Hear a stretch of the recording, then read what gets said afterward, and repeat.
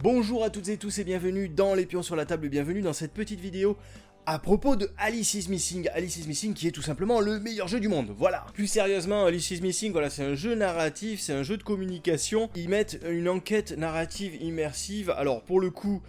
voilà, on est effectivement dans une enquête que l'on va compter soi-même en fait, que l'on va construire soi-même avec un petit groupe de joueurs, et très immersif, il est vrai, pour la simple et bonne raison que le concept de jeu porte à merveille cette immersion, puisque on va jouer au travers, comme ça, d'un fil de discussion, alors WhatsApp, Messenger, ce que vous voulez. Donc c'est un jeu silencieux, voilà, puisqu'on va se balader entre le fil général sur lequel on va trouver tous les protagonistes, et les messages privés, en fait, sur lesquels vous allez pouvoir...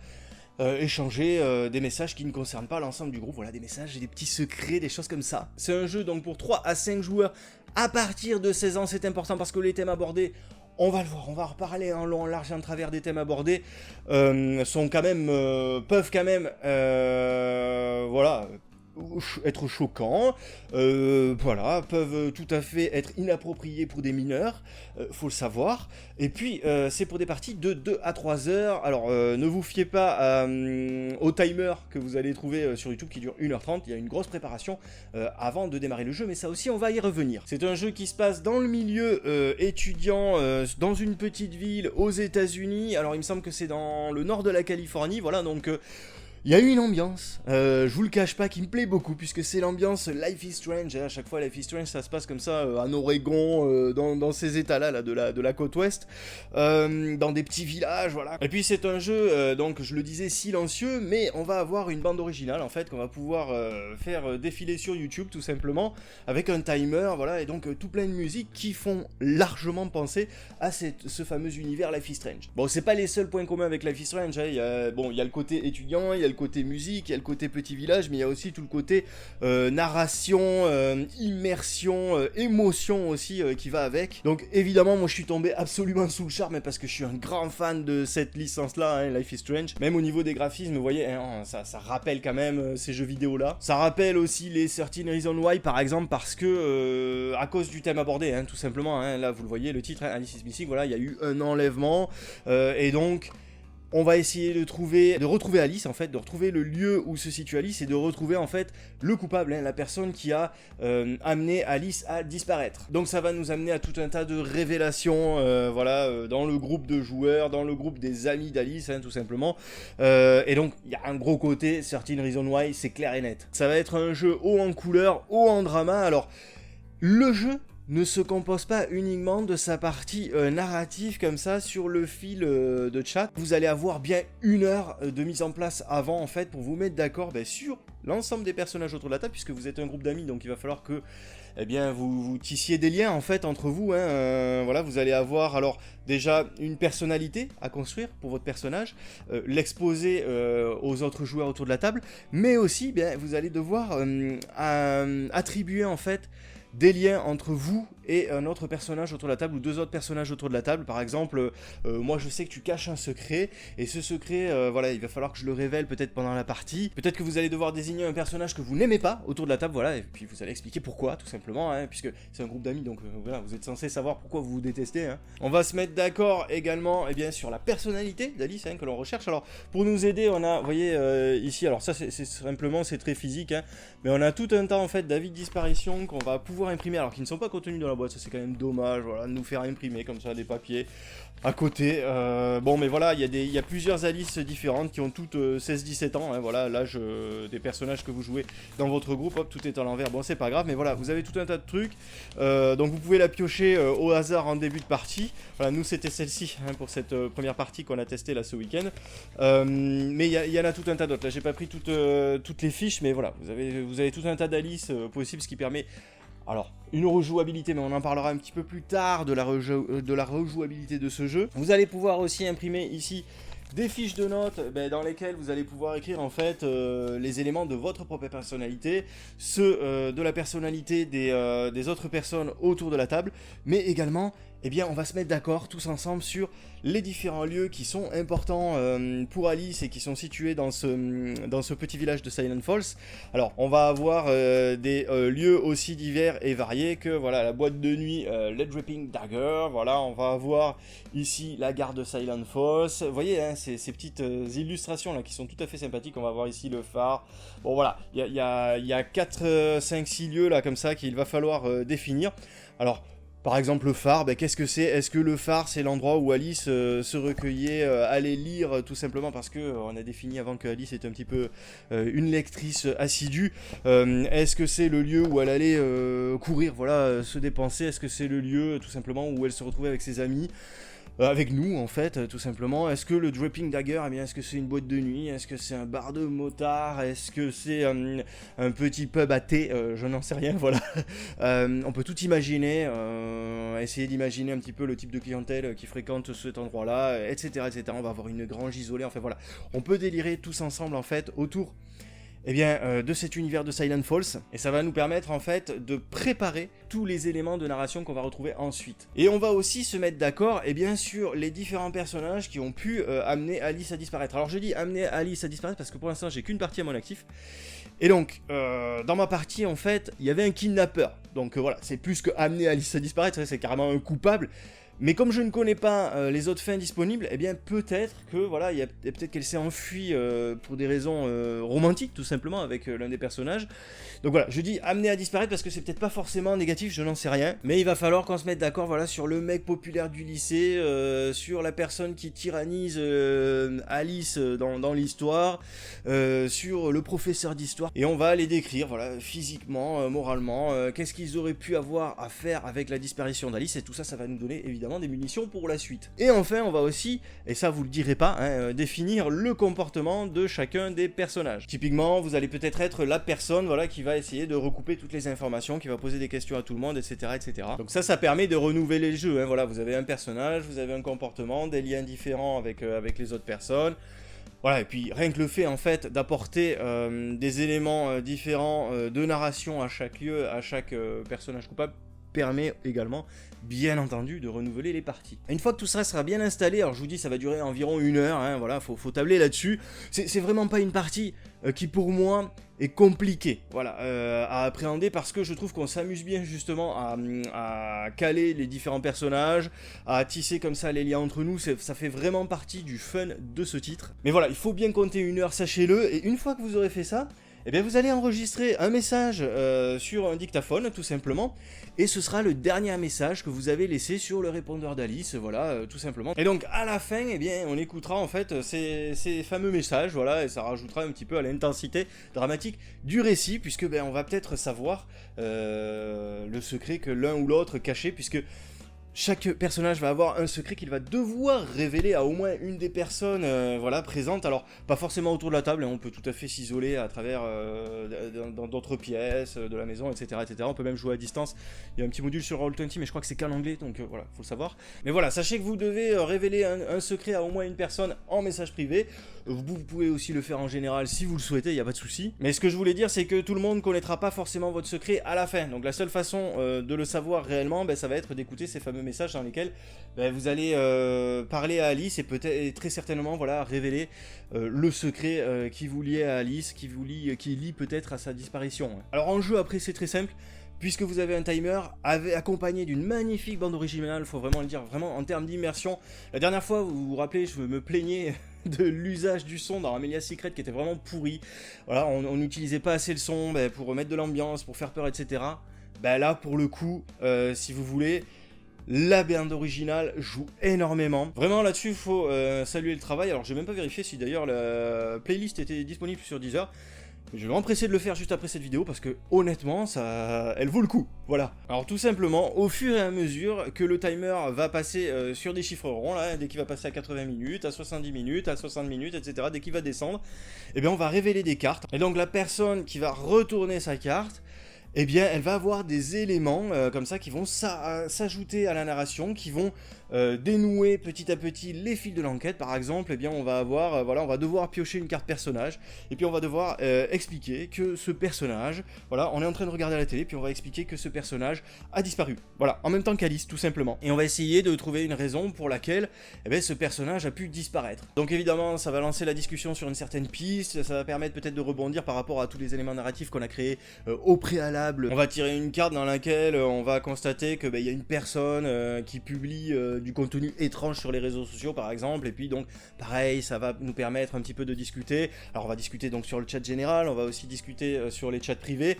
on va peut-être pousser les autres personnes à révéler leurs secrets parce que c'est important par rapport à la disparition d'Alice pour essayer de la retrouver. On va pouvoir également se déplacer dans certains lieux pour aller voir un petit peu ce qui s'y trame, enquêter. La seule contrainte, c'est qu'on ne peut pas se retrouver à deux dans le même lieu, tout simplement. Voilà, ce qui est assez logique pour le coup, parce que sinon, si ces personnes-là étaient au même endroit, elles discuteraient pas, donc on ne profiterait pas de leur conversation sur le chat. En fait, ce que vous allez découvrir au fur et à mesure, et y compris à la fin, est différent à chaque partie, c'est-à-dire que vous allez avoir 3 cartes à chaque fois pour chaque instant du timer, et donc toutes les parties seront différentes puisque ces différents éléments ne seront jamais les mêmes, ne vont pas circuler de la même manière, etc. etc. Ah, un truc important, je l'ai pas dit aussi, mais quand vous jouez en fait à Alice is Missing, et ça il le recommande énormément dans la règle de jeu, changez vos noms. Voilà, changez vos noms. Ne dites pas, ne jouez pas en continuant à vous appeler Didier, voilà, qui est mon prénom, si vous ne savez pas.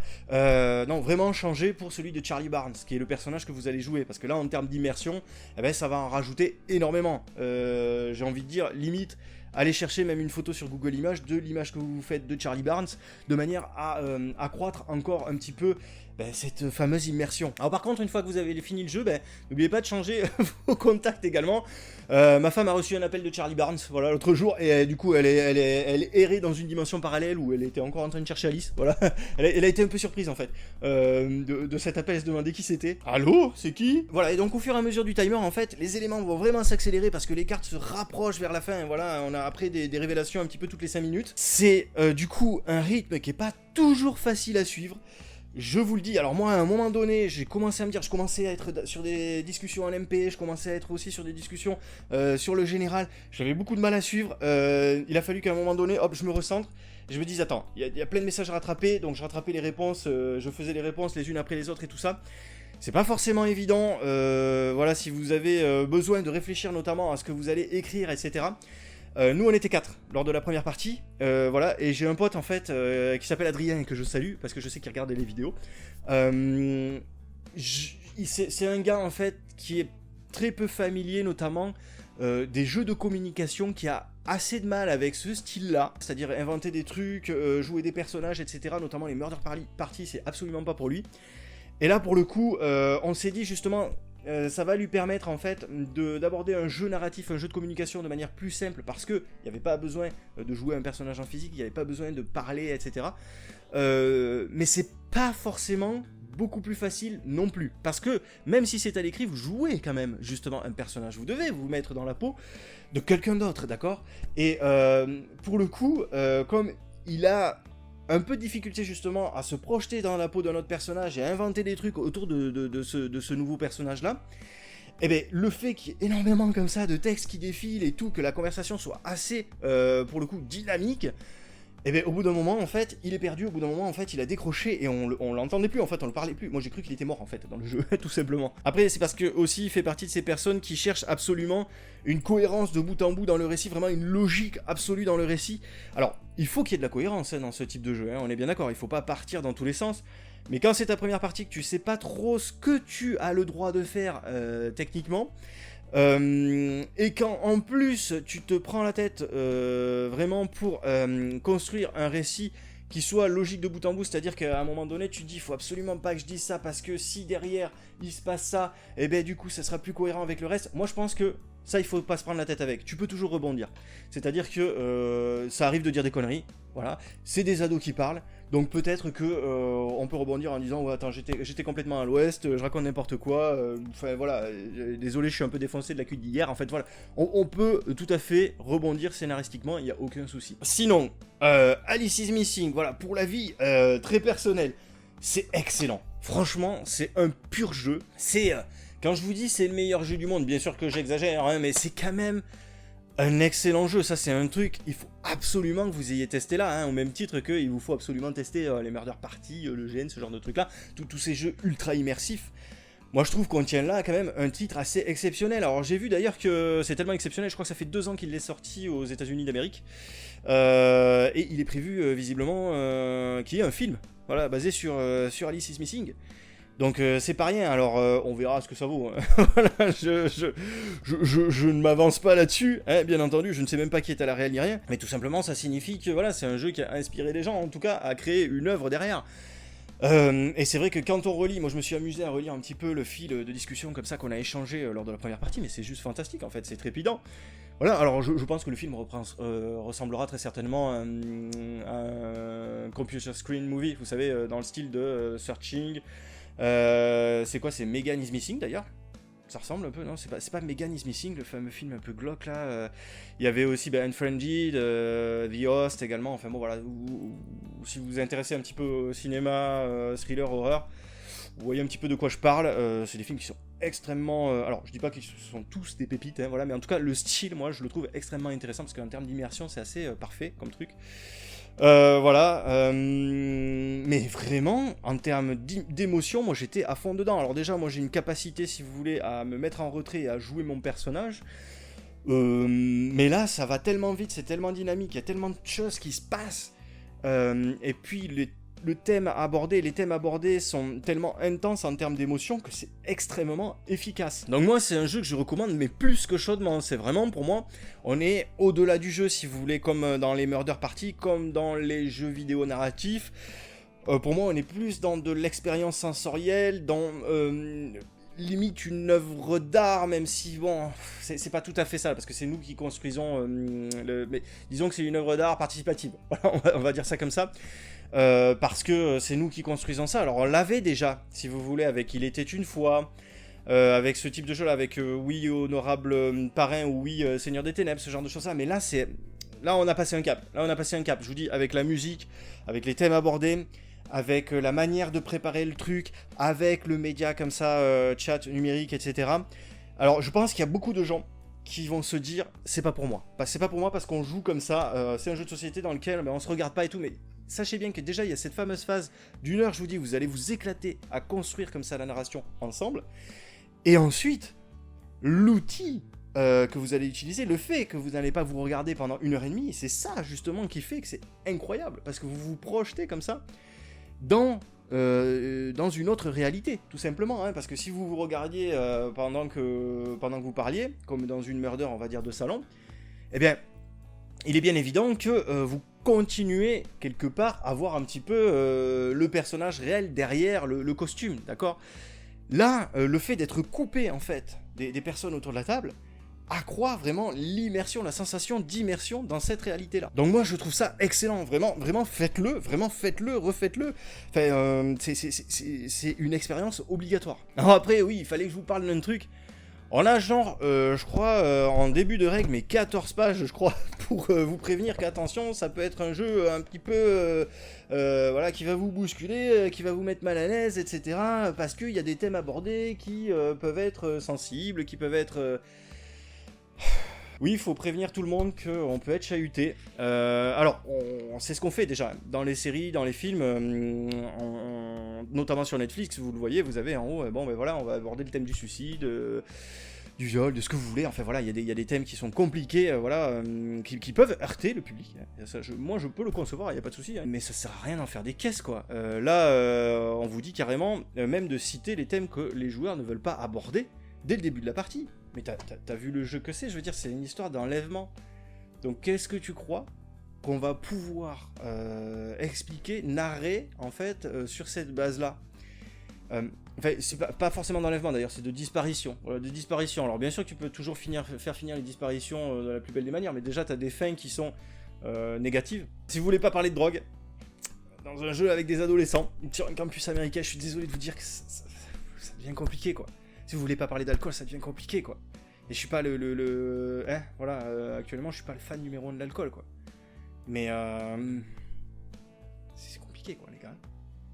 Enfin, c'est pas parce que vous dans la vie réelle, vous n'aimez pas l'alcool, que vous pouvez pas en parler dans un jeu. Ou alors c'est vraiment que vous avez été traumatisé dans votre jeunesse par un parent qui boit, ou j'en sais rien, mais à ce moment-là, je jouais pas à ça, quoi. Parce que vous risquez effectivement de voir des gens boire, comme quand vous regardez Certain Reason Why, vous risquez de voir des dramas, quoi. Moi je vous le dis, si ça continue comme ça, on va avoir des films et des séries, vous allez voir sur Netflix, Prime et tout ça.